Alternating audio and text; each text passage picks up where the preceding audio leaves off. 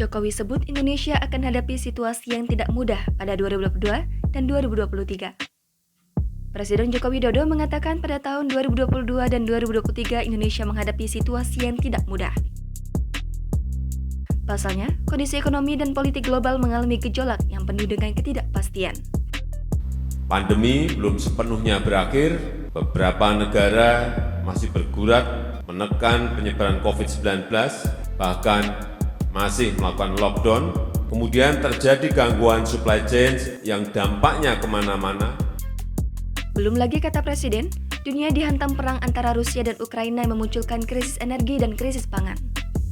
Sehingga inflasi global meningkat tajam dan pertumbuhan ekonomi global juga akan mengalami perlambatan. Belum lagi dunia yang dihantam perang antara Rusia dan Ukraina yang memunculkan krisis energi dan krisis pangan. Kondisi perekonomian Indonesia sedikit lebih baik.